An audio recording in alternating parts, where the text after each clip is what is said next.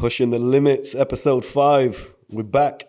Episode 5, repping the merch. Repping the merch. Stepping it up. We're giving them away, so our next guest will actually pick someone at random, and we're going to be giving them away. But I'm excited for this one, G. I know I say it all the time, but I think when I met this person, their story resonated in so many ways. I mean, to move to Dubai 20 years ago, the things that she's achieved, I don't think it's just a story about success, you know, attaining a great career. I think the journey she went through, the sacrifices, the things that she's probably seen and been through, I think will definitely resonate with our audience and the people watching. And obviously along the way, she's achieved some amazing things.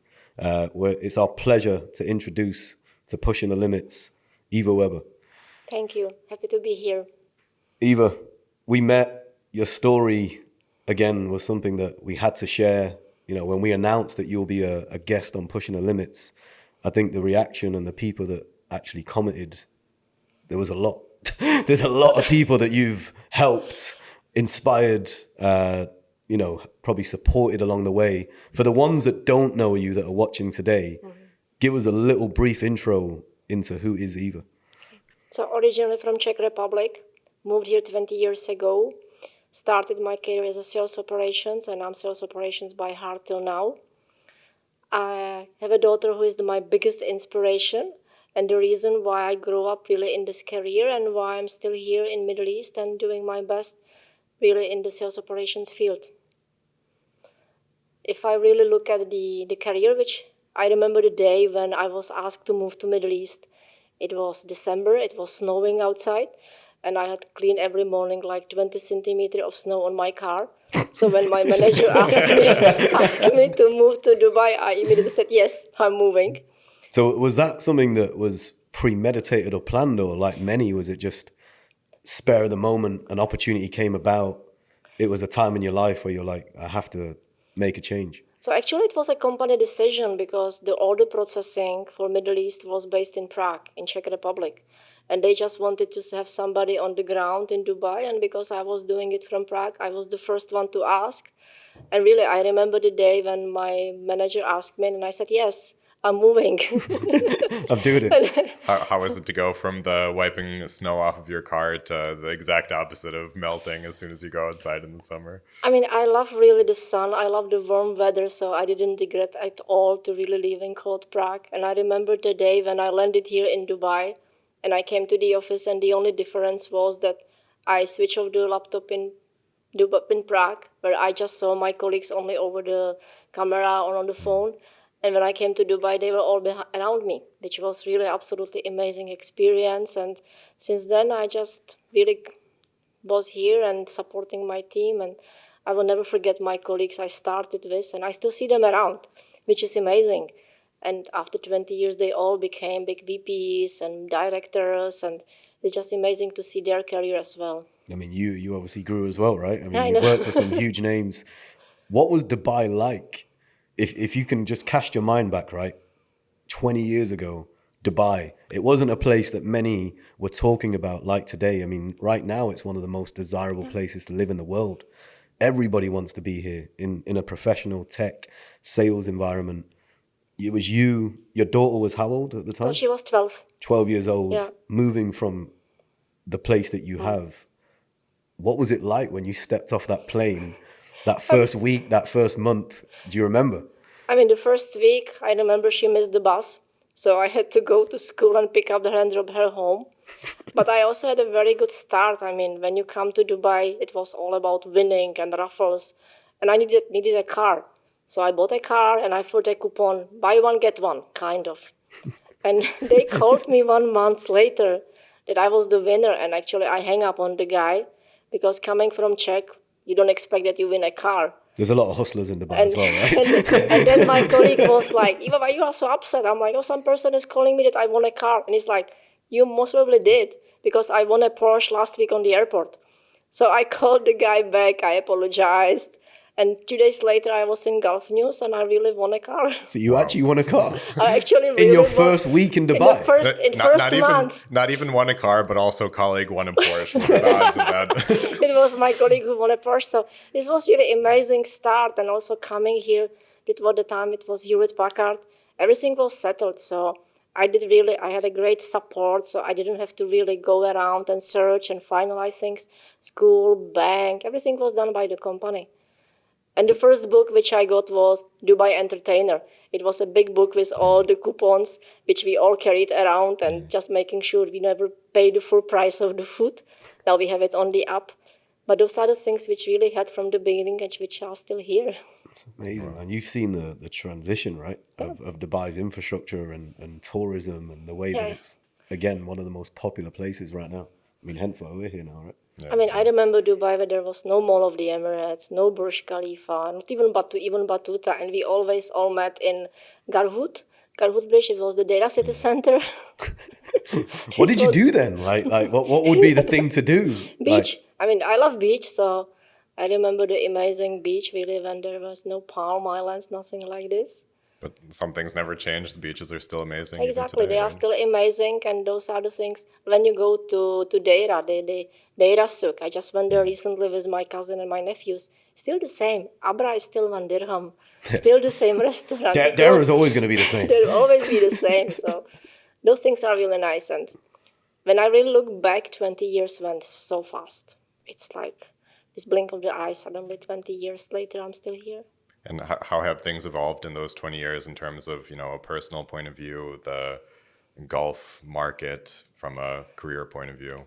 I mean, for me, it was amazing because Middle East gives you the opportunity to grow. So when I was working in the first company here in HP, really, I moved from role to role and always step by step. So I can say, actually, if I look back, I started my career on reception.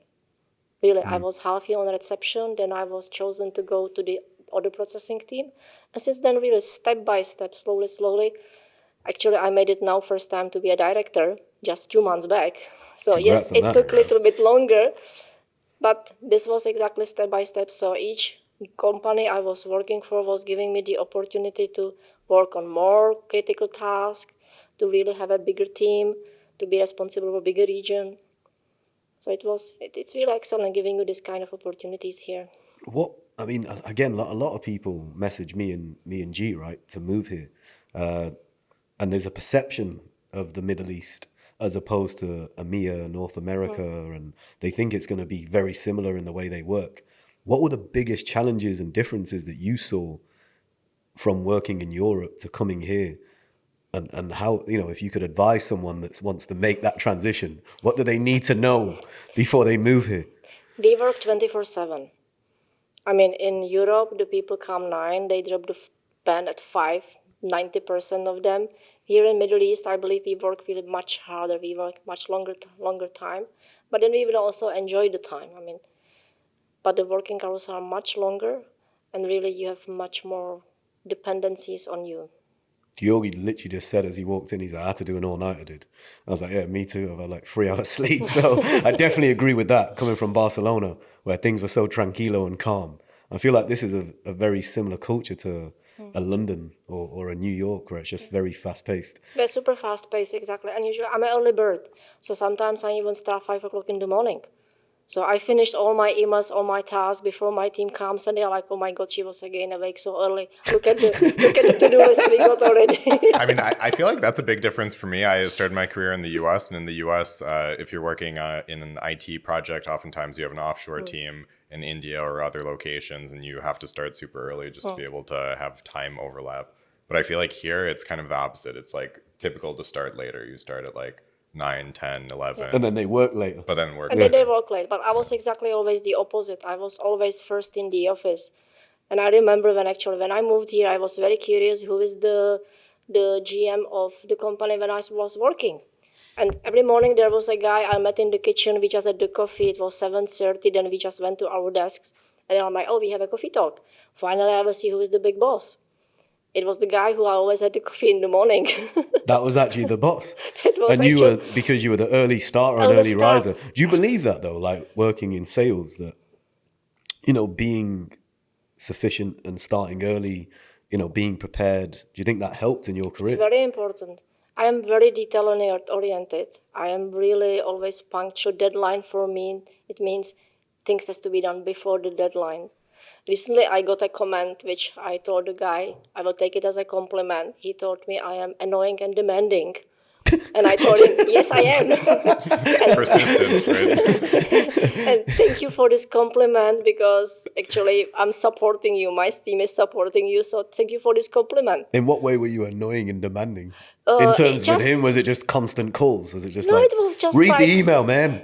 no, I mean, they don't read the emails. I mean, when you look at their inboxes, they have sometimes thousands of emails, but you need to find the right way how to approach them and find them. I just wanted some update from him, and You just I wouldn't was let demanding. it go. You just wouldn't let it go. It was just No. in your head, right? You couldn't switch off until No. you got a response. But do you think that's one of the, again, contributing factors that's made you successful? Exactly, because they understand actually at the end we are supporting them. I want them to be ready, to be really accurate and have everything in place when they go in front of their bosses. So, yes. So I'm always telling my team, guys, be kind, be humble, but be annoying and demanding. And But exactly in this sequence. And how did you build up this persistence and engagement with your team? I mean, were you inspired earlier in your career by mentors? You know, how did you Yes. build this? Yeah. And actually, one of my biggest mentors, and it's a person who actually started my career in Middle East because he acknowledged it. So it was that time it was GM of Czech Republic, Mr. Pavel Kalášek, GM what of was his name? HP, Pavel Kalášek. Pavel, if you're watching, this one's for you, man. Yes, Pavel. She remembers, And which really- shows the kind of person she is. And he was really absolutely amazing, and he was my inspiration. I remember when he came to the office, he knew all the people by name on the floor. He acknowledged you by name, and how are you, what are you doing? And this inspires you when really managers and directors like this approach you. So he was the one who I think put the baseline for me to be the really good leader. Did you have any bad examples? Obviously, not mention any names. No. We're not gonna be like, hey. But do you think, like, in my career, I had a lot of bad leaders that made me realize who I don't want to be. Do you feel was it similar for you? Did you have examples where you were like, I don't want to be that type of manager, that type of leader, and then translate that to my team? I mean, I'm very lucky. I maybe not many, really, just very few. But I'm always saying I learned from the best how to do things, and from the others how not to do. So from those people, I learned exactly how not to do things, and that was the learning. I think I was really unlucky in my career. No, I feel like actually this is a really important kind of blessing in disguise when you're going through a tough project, tough customer, tough boss, whatever. It builds your character, and like you said, it gives you an example of what not to do, how to avoid getting in that situation in the future. I think it's Similar for you. It's important to go through that. I've had my share of all of the above, and it's not nice to go through it, but then after you get out of it, you learn so much from that, you grow so much from that. It really, I think, shapes you as a person and a professional. So true, man. And trust me, some of them even made me cry. Because I'm a woman, I'm an emotional person, and really I just cannot switch off the emotions from the demanding of the person. Me too, even not let's- just you. Angie, he doesn't look like the type, but he definitely cries very a lot. emotional. Stone cold. No, it's important, I think. No, it is, and you got to show emotion, right? I think I remember the first time I cried in front of my team when I was in Barcelona, and like it shows vulnerability. I mean, I regret it in a way now, but at the time, it shows you're human as a leader. Because if you're just always angry and just driven and just motivated, and they just see this beast, like they need to see the other side of you, right? To realize it's okay sometimes to be a bit vulnerable. There was another manager when I was applying for a role in his team. People were like, why are you applying for his team? I mean, he's shouting on people. And I'm like, maybe they deserve it. I mean, it's about shouting and really for people who are not delivering their business. And he was also one of the best managers I had.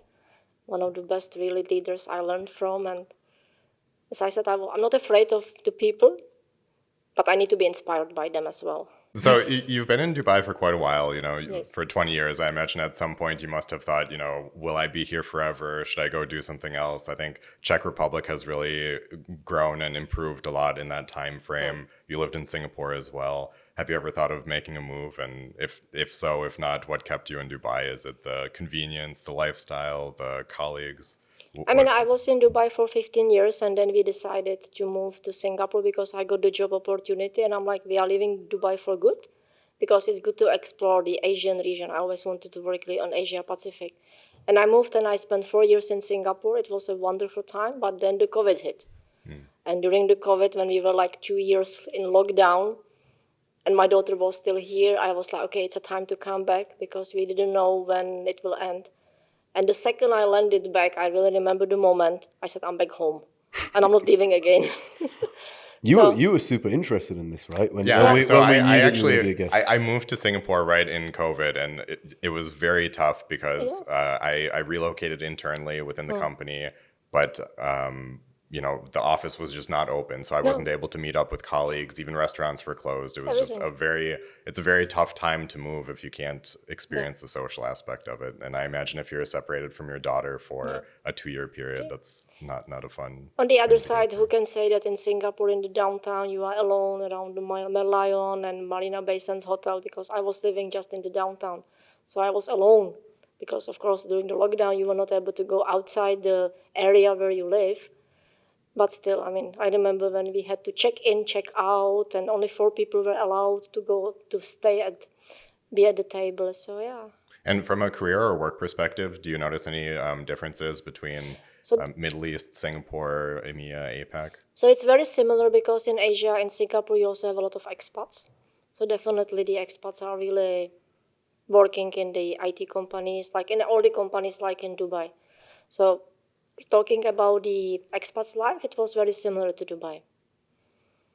In terms of coming back, 20 years is a long time professionally. A lot of people nowadays, especially, I think, to keep that motivation in sales, to keep that persistence, that drive. We talked about it with Stephen, right? You can't teach drive. I think it comes from the experiences and everything you've been through. What still motivates you to be the person you are, to still get up early each morning before any of your team and still smile? I mean, it's my team. I mean, I'm really very lucky with my team. And I'm always very happy with my team. And I want to inspire my team and also be inspired by them. And this is where you really, when you like something, when you really enjoy what you are doing, you have to make sure that you have a right hand in the team. You can also have your time like holidays. And I'm really very lucky because I can say that my team are my right hands. When I go on holiday, I can really leave the laptop for 1-2 days. You better not open it when you're in New York. Yes.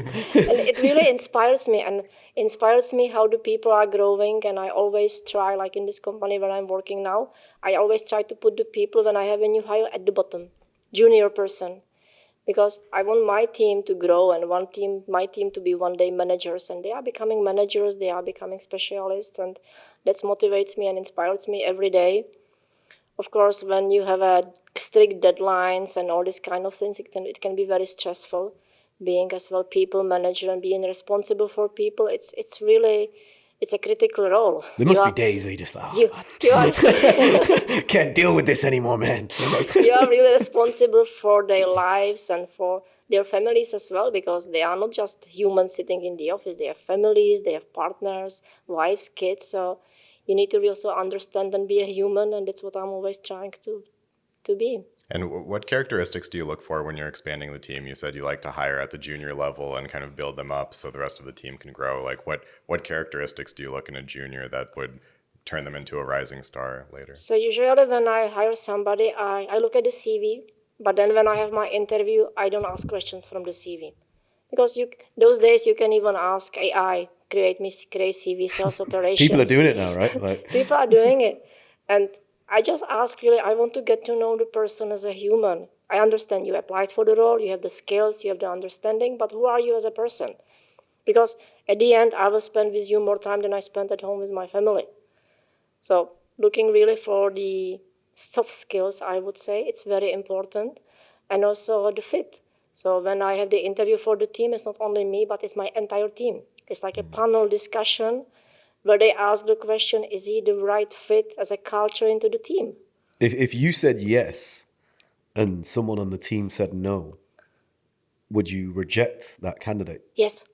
I used to do the same. I would, because at the end, I am on top of them, but the person will be part of the team, really supporting.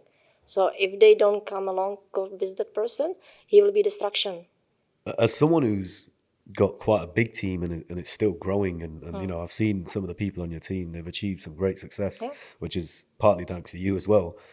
Do you think soft skills and that human element is missing in the newer generation, given the way we communicate and everything social media? We brought it up with our last Yeah. guest, who again, you know, focuses heavily on sales, and AI and the way that we communicate is changing, right? Do you think do you still see it when you interview people? You know, is there gaps now compared to maybe 10 years ago in the way that people communicate, or do you still find great talent out there? Of course, I mean, there are always great talents. There are always people who are really trying to present themselves as a humans and not a person who is constantly on social media. So the soft skills for me are very important. I asked once, I didn't want to distract that lady. She was the personal assistant for our team, and she was very nervous, sitting in the chair waiting for the interview. And I just like, do you like chocolate? I wanted to like open up and actually, like, oh my god, I hate chocolate. I'm like, It was a no based on that. Eva was like, see you later. how can I hire somebody who hates chocolate? I mean, I like chocolate. I love chocolate. You can say, I don't eat the chocolate. And I wanted to make her feel more comfortable. But she was straight really like, I hate chocolate. I'm like, okay, no, thank you. But I mean, I feel like a cultural fit with a team is super important Yeah. from the perspective of you have a team culture of, you know, high performance or whatever. It's we were talking about this the other day. It's super Big time. important that you don't hire someone that will erode that culture, because Yeah. if you have a high functioning team, one wrong person can. And I've made that mistake, and I'm sure a lot of leaders, like, look, you're never going to hire 100% right. But what I've noticed is that one person can just change that whole environment. It can go from being a very well-functioned, happy team to toxic. Yeah. And it changes everything. So you've got to be super careful. But then exactly, then you really choose the person you will work with for a longer period. I don't hire somebody who will just come and keep shopping around. I need somebody who will be dedicated in my team, and that's why I'm always really making sure that my team is growing. So I have 2 managers now in the team, and it's really amazing to see it, and also learning them the leadership. So it's not like individuals in the team, but you will be mentor of the other person, so he can also learn. He can be your backup. Last time we did an exercise when I just took the yellow stickers, and I'm like, okay, you write all your top tasks, and then the other person tell me who is your backup. And it was amazing exercise, and we immediately identify, oh, I have a backup for all those 5 tasks, but I don't have a backup for this one task. Okay, who wants to learn this? And it was amazing exercise. The best leaders create leaders. Yeah, thank Like, you. Because then It is true. that's when you know you've done your bit, when they don't need you as much anymore. They're It's just sometimes self-sufficient. scary because Exactly.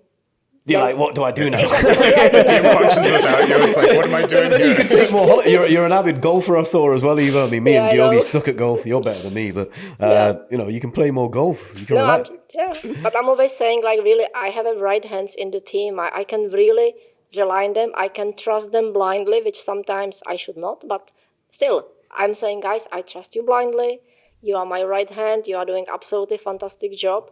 When I go on holiday, they don't have to be afraid to present in front of the ELT team, because I'm like, you know what you are talking about, and that's very good. I mean, I'm enjoying my holidays, of course, now. So one struggle I had when I was becoming more of a people leader, people manager, was delegating and feeling comfortable delegating tasks, because I feel like if you start as an individual contributor, you're just used to taking a task and completing it, and it's in your control, and it's just hard to like give that control away to someone and trust them to do it. What advice would you have for like someone growing into a people management, people leader role to be able to actually delegate? I mean, don't afraid to be delegate, but control it for some time, and then just monitor it while the person is doing it, and then just let him do it. And even if the person makes a mistake, it's a learning. I'm always telling my team, guys, don't be afraid to make mistakes, because if you don't make a mistake, how you will learn to correct the mistakes? And don't try to hide something, because I will always find out. Control freak. The best leaders are control freaks. I think And it goes back to hiring the right people. You know, if you have Yeah. a team of people you trust, even if they make some mistakes, they'll figure it out, come back from it. Exactly, because this way they will learn. I mean, if they will be super comfortable in their role and always doing it perfectly, at first they will never think outside the box what else can be done. And if they will not fail, they will not know how to be in situation when you fail, actually. That's so true. When we met, Eva, you mentioned something that kind of brought a little tear to my eye.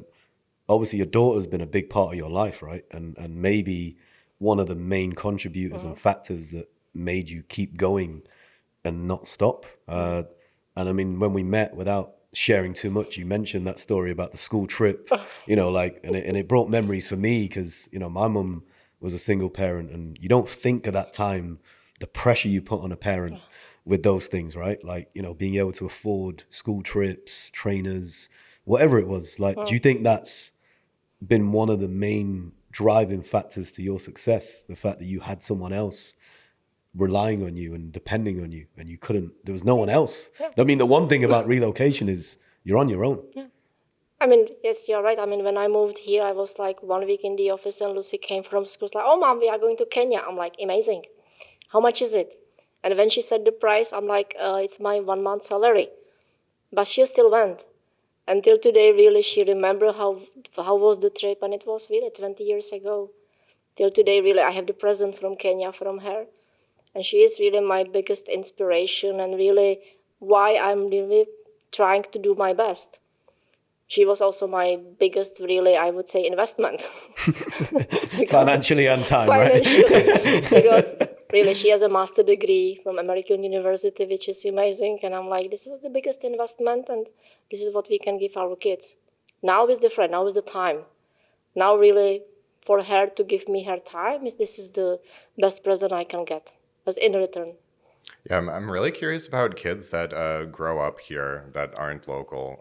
There was one person from our user group that I think he was born here or grew up here and has been here for a long time. It's just not common to come across that. So I wonder what are the challenges as an expat kid growing up here and then remaining here? Was there anything in particular that your daughter came across, and like what keeps her here? Why doesn't she relocate to a different I mean, place? at school, they were like 70 different nationalities, really from different countries. 70? Yes, they were counting it like above 70, which was amazing. And really, she has friends, I think, all around the globe. And the good thing is really that all her best friends, actually, they moved back. They all studied abroad in UK, America. Lucy was studying in Czech. But then they all came back, and now they are all very successful here. And this is really amazing because when the kids grew up here, yes, it's a kind of bubble. We are in very safe, secured, amazing bubble. But if they grew up in this, they are happy to come back.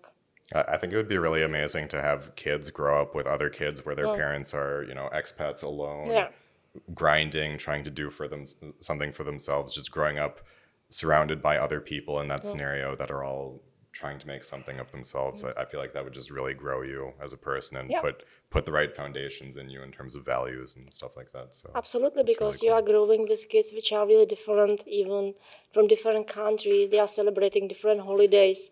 And that's really something what I think we will always be thankful for being here. Yeah, and I guess if you grow up in that bubble, it's hard to go out of the bubble and It's then not want to very come back. difficult. Dude, I'm from Manchester, and like, I forgot my card at my wallet at the gym yesterday, and I was just thinking, I was like, have you become that careless?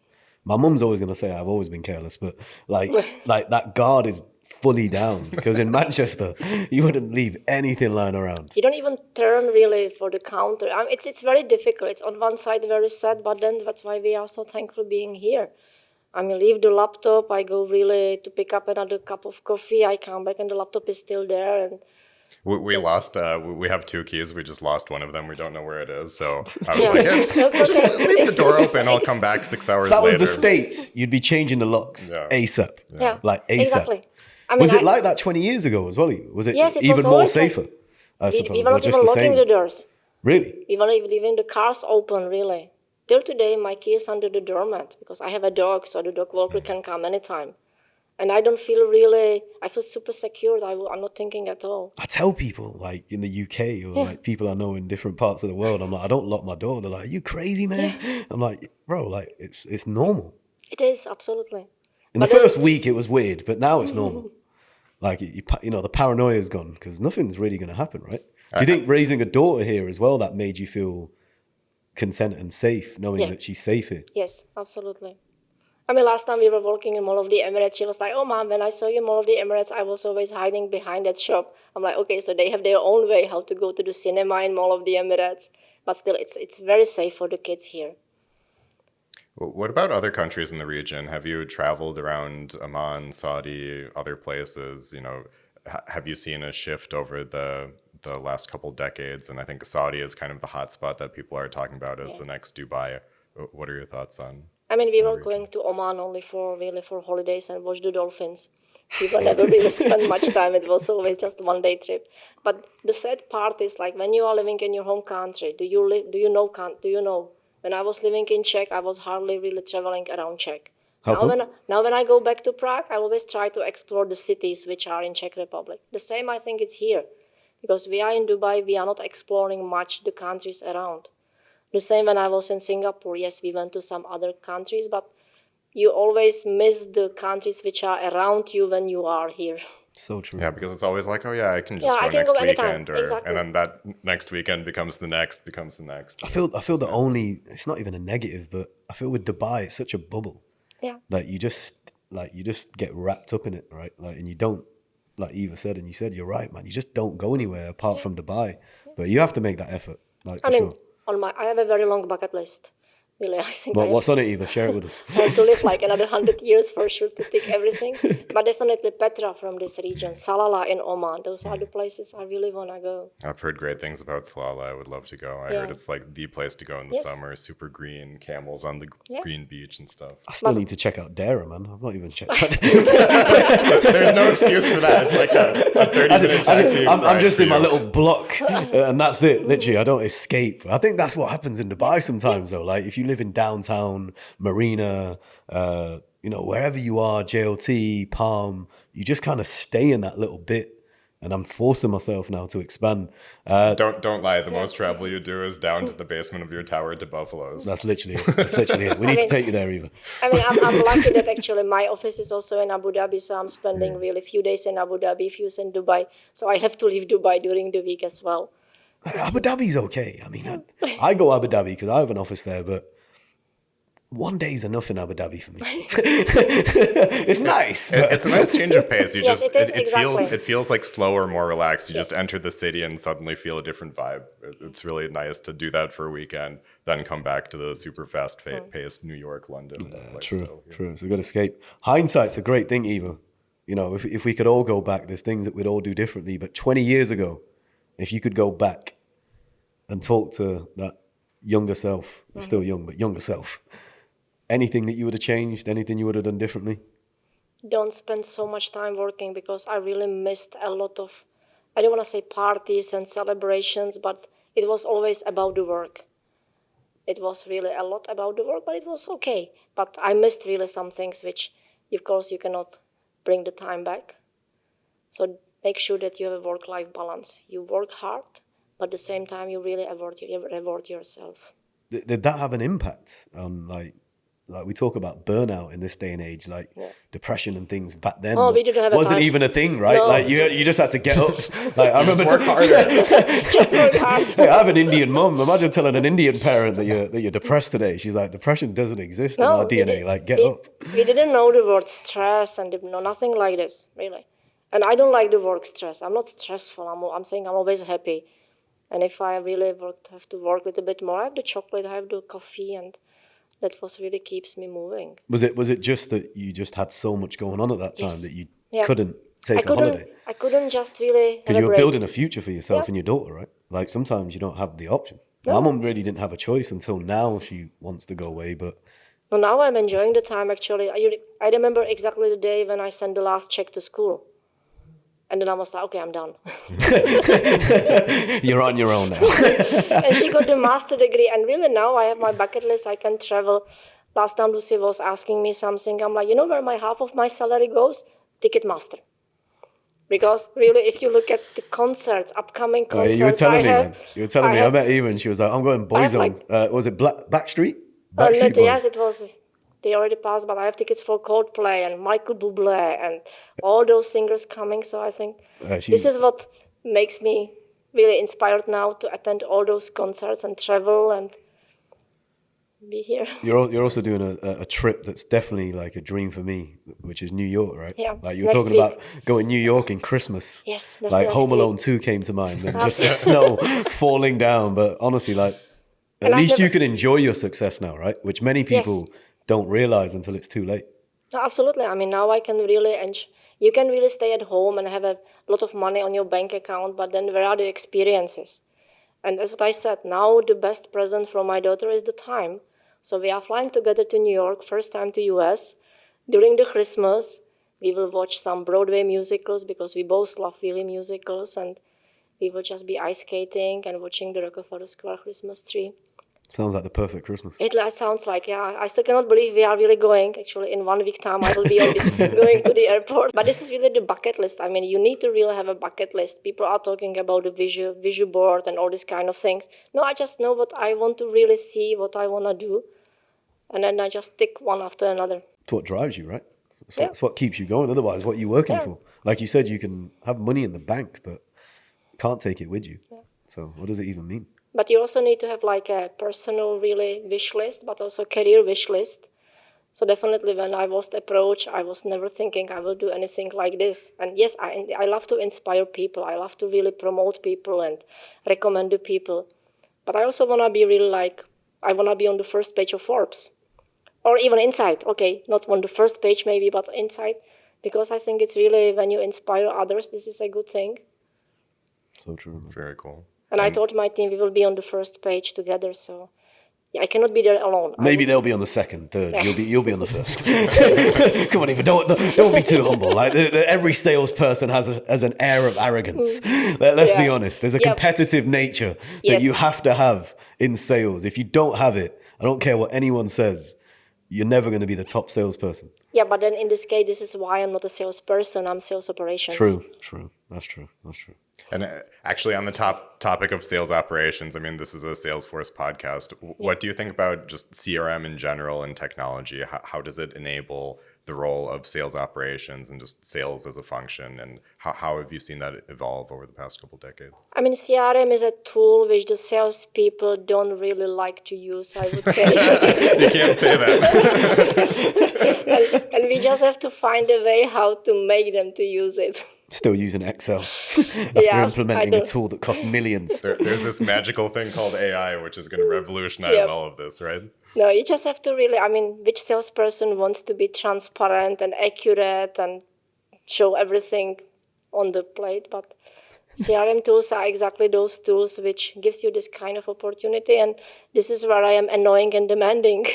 Process, policies, accuracy, forecasting, because if you really look at the inputs coming from all those account managers, then the outcome is what you are presenting to the higher management.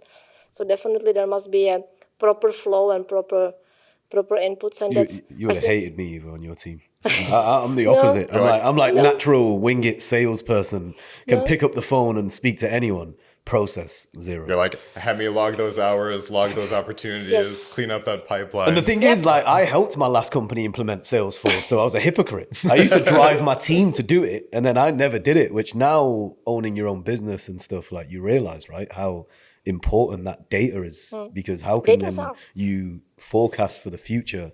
And also, like, bringing other people into the business, you have to lead by example and not be a hypocrite. Yeah.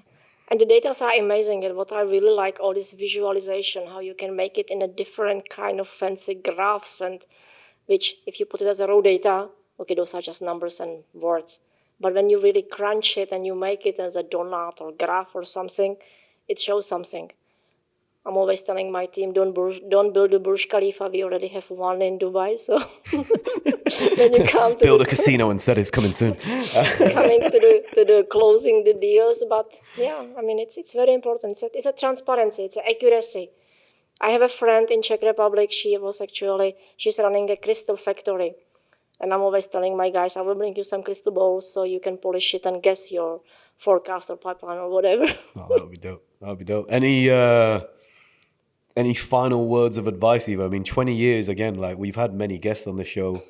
There's not many that can say they've had a successful career over 20 years, worked for some of the biggest names in tech, and are still here to tell the story, and still positive and driven and happy, you know, which makes a change. What would your last words of advice be to anyone who, similar, you know, again, like people who might have that similar journey where they're on their own, they need to make a sacrifice, relocate, whatever it is?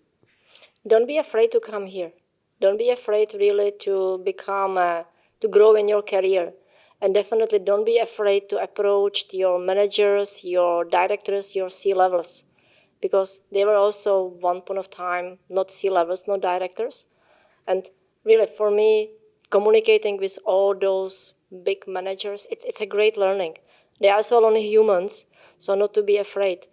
In my career, I saw really many people, oh, he's the CEO, COO. Don't be afraid to talk to him. I mean, he will inspire, he will guide you, he will tell you yes or no.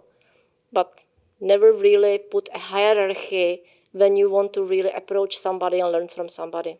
And get there early so you can have those coffee chats at 7:30 Yes, in the morning. exactly. That was all premeditated for sure. I even knew exactly what she was doing. But you got to play those games. You got to play those games. And that person really, when he was leaving, actually, he approached me and he was like, Iva, you are one of the most really like open, honest people, because I didn't know who he was. You do now, and he knows But you, and exactly, so do many. And also, I was really able to approach him when I wanted to get recommendation. And this is also the reputation. I think it's very important. Never everything, ever, right? never ever spoil your reputation in this market, because Middle East market is small. It's unforgiving, It's- and yes. everybody knows each other. Exactly. And it definitely shows when again we announced that you're going to be here. You know, so many reached out. I think you before we started this, you were like, man, I had so many people out of nowhere, and the fact that you remember a lot of these people Yes. is testament to you. So Eva, thanks for joining us. Thanks Thank for you. being here. Enjoy It New was York. really great. And just don't forget, if you ever have an interview with Eva, if she asks you about chocolate, the answer is yes. Yes, I love chocolate. yes. And golf. You're a golf fan, right?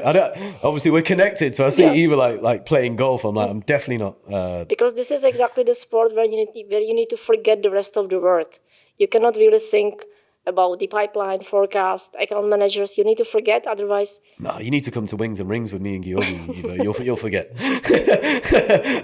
after a few games of pool and some wings, you'll be good. But honestly, look, you're an Thank you. inspiration. It's been amazing having you on, telling your story from where you started to where you are. And there's still things that I believe you're going to achieve in the future as well. And yeah, thanks for being here. Pleasure Thanks being so here. much. Thank you so much.